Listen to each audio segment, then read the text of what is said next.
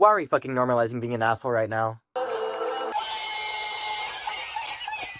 I don't know why, but people have no humanity or empathy at all right now. It's like even being a decent person in society is just stupid now. Hate has gotten so normalized to the point where everyone's so numb to it now, and they ignore it because they don't know what to do. Any call out of hate makes a person seem sensitive, and being sensitive in the world will fuck you over. But what exactly is hate, and how is it ruining our lives? Hate is simply a strong negative feeling against the thing that's hated. And psychologist Robert Sternberg created the triangular theory of hate, which breaks down hate into 3 parts. Negation of intimacy, which is distancing yourself from something or someone else. Presence of passion, which is feeling strong emotions. And commitment, which is deciding to do something about the hate. Let's look at John. He had an argument with his teacher, and he psychologically distanced himself from her and felt immense anger towards her. And then he decides how he's going to devalue his teacher, and from this point, he has like 6, 7 options on how he can deal with the hatred. He could just accept it. Boring. He could just yell at her. The silent treatment could work. Bruh. Then, he cooks up a great idea. He decides to embarrass his and the rest of his teachers, but he needs help from other students. So the students agree and rally together and purposely misbehave to make them mad. The teachers are pissed, which means John's plan is working, and he takes it one step further by breaking things in the classroom. The teachers are so overwhelmed and stressed, but the students come up with one more thing they have to do. The thing they decide to do is to leak the teachers' addresses and upload them on the internet.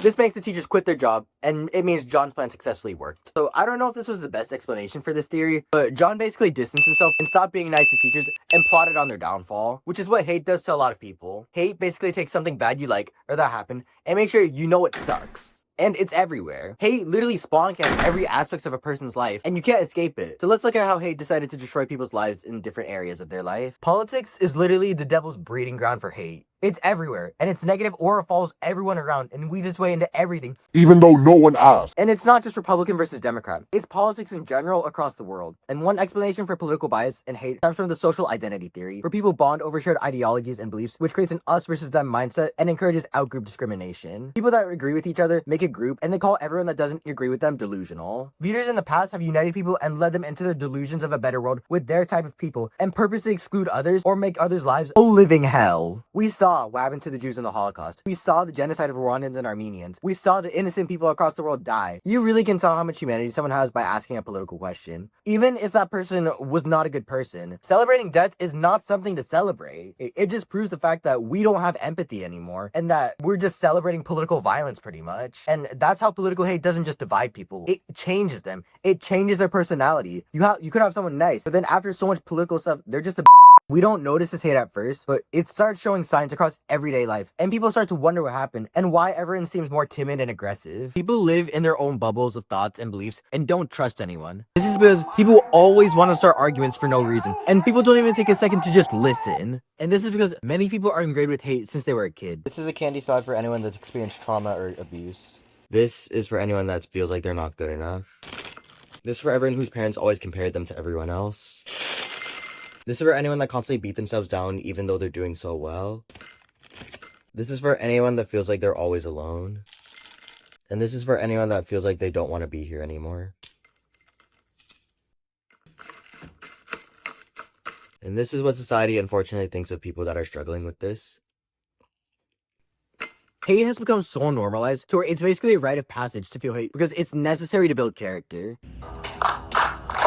So you're telling me calling kids stupid, worthless, and saying they'll never do anything with their life and wishing they were never born is a good thing. To an extent, some slight hate or anger might push people, but majority of the time, it pushes people to want to fight whoever's talking shit about them because people are tired of constantly trying to prove themselves and reach the expectations only to fall short every single time and be criticized. Dad, I got a B. A B? This is not good. You need to do better. Dad, I got an A. This is unacceptable. Dad, I got a 100. Your cousin Josh got 110. Why couldn't you be like him? Many people have the mindset of life as a competition and to not trust anyone. The real world is a scary place, and things can easily change. One thing people are scared of are... No, don't say it. Don't say it. Don't say the J word. Oh, what? A job? Jobs and money are a common trigger in the world, with constant arguments, hate, and worry just from money. Once you get to the real world, you have a few options for your career. You can either take the normal route and work a casual 9 to 5, be a doctor or a lawyer like your parents told you to, or ditch everything society said and be different. I feel like certain careers get a lot more hate and are more fucked over by society though. I'm gonna do a career test, then see if the jobs it gives me would be respected by society. MyNextMove.org, and we're gonna do the ONET career test, so let's start it. Develop a new medicine. Maybe. Develop a spreadsheet using computer software? No. Definitely no. I don't trust myself with hair. Do volunteer work at a nonprofit? Also definitely yes. 3 hours later. We got teacher, social worker, therapist, counselor, a nanny, a childcare worker. Not bad. I would love to do these. Different careers in general literally show your economic status and place in the hierarchy. Here's a pyramid of different careers and where they rank among respect by society. On the bottom, Paige. You were good. I'm waiting for you to be great. And next, Kendall. You didn't stick out to me. Next is Brooke. Next, Nia. You're third on the pyramid. You were third overall high score. And Mackenzie. And on top of the pyramid, going 3 for 3, once again, is Maddie. People higher up on the pyramid are generally more respected by people, but that doesn't mean their employers and CEOs love them. At the end of the day, every job is a business, and what do businesses want? There's always room for their bank account to grow, and extra land to buy property, which sucks because most people are struggling to find a semi-decent place to live in. People are literally living paycheck to paycheck and are in tiny living conditions like these apartments in New York. Not only do they have to worry about housing, but they also have to pay electricity, gas, and other needs, which basically means they have no money left for themselves. And when this happens, people get stressed and fall into one of 4 types of people. They fear money and hoard it while avoiding any financial talks. They impulsively gamble for the potential for more, but risk losing it all. They avoid any payments until the last minute, or even when payments are overdue and feel overwhelmed. Or they immediately and impulsively spend to make themselves feel better in the moment and cover up their financial struggles. And that last group of people is very common, because many want everyone to think they're okay, living their best life, when they're actually crying inside. No one knows their struggles though, because they don't want them to. Everyone uses media and social media to be more informed, get ideas, or just use it to relax after a long day.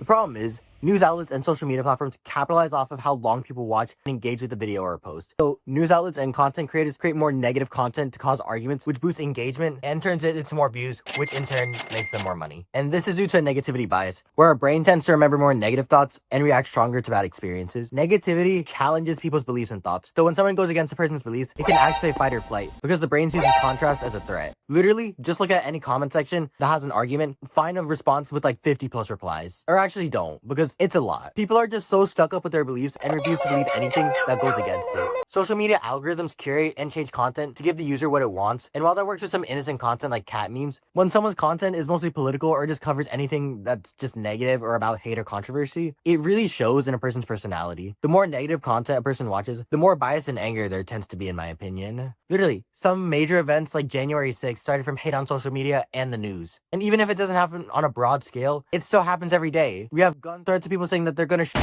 school. We have people bullying others to the point of them unaliving themselves. And we just have negative content about self-image and self-worth, which just makes everything worse for someone's mental health. And the worst part is that everyone just accepts this as a normal part of life now. It's easy to see hate and not do anything about it. Often when someone's experiencing hate, people don't know how to react, and if there's other people around, they're less likely to help, thinking someone else probably knows better or what to do. This is the bystander effect, and it makes hate a lot worse. The person feeling all the hate feels like they have no support. The people they trusted aren't helping them, and no one understands their pain, and people don't know how to help, so they just ignore it and leave the person struggling to suffer, as that's the easiest thing to do. Also, when something goes wrong, we don't like to admit we're wrong and take responsibility. It's much easier to lash out and blame someone else for our mistakes than to correct them. Hate is always going to exist, but we need to stop normalizing being a bitch to each other, because what's that doing for us? Hate comes from all different areas of life, and no matter what we do, it'll affect us in some way. People always say hate is a strong word, and it is, but do we really want negativity to be normal? Do we really want everyone to be a bitch to each other? Do we really want a world that's just depressing with constant arguments and BS? Like, come on, it's actually fucking stupid. Like, we need to do better. Like, I know all of you have at least a little bit of empathy. Just use it. Why are we still hating? And you never know what someone else is going through, so please just be understanding to everyone. Not just for now, but for everyone that comes in the future too. And I know hate will always be a normal part of life, but I know we can make things better. And if you feel like you've been hated a lot or something, or if you just want to share your feelings and thoughts, just put it in the comments. And if you enjoyed the video, thank you. I really appreciate all of you guys that watched this. And I hope you enjoyed this video. I know it's a little different, but I'm trying something new. Thank you guys for watching.